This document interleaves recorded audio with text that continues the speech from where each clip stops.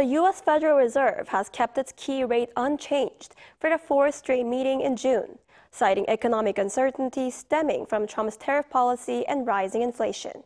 Our Moon Ji-young reports. The U.S. Federal Reserve kept its key rate unchanged for the fourth straight meeting Wednesday and lowered the country's economic growth outlook.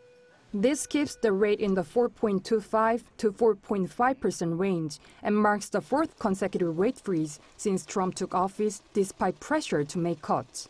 What we're waiting for to reduce rates is to understand what will happen with really the tariff inflation. And there's a lot of uncertainty about that. So far, inflation has remained relatively tame near the Fed's target of 2%.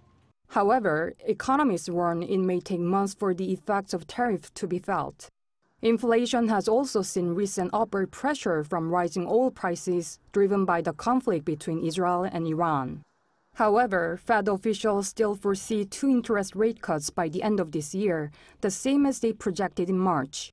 The central bank's latest quarterly projections show noticeably weaker growth, higher inflation, and slightly higher unemployment by the end of this year than it had forecast in March.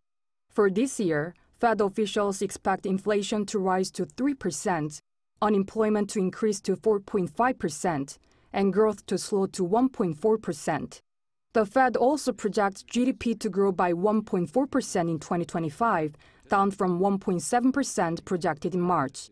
Following growth of 2.5% last year, GDP was reported to have edged down in the first quarter, reflecting swings in net exports that were driven by businesses bringing in imports ahead of potential tariffs. President Donald Trump has publicly criticized Powell for not cutting rates, increasing pressure on the central bank.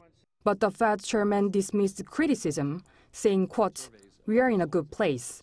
Meanwhile, this week's decision has widened the benchmark rate gap between South Korea and the U.S. at up to 2 percentage points, with the Bank of Korea slashing its key rate to 2.5% at its last meeting in May.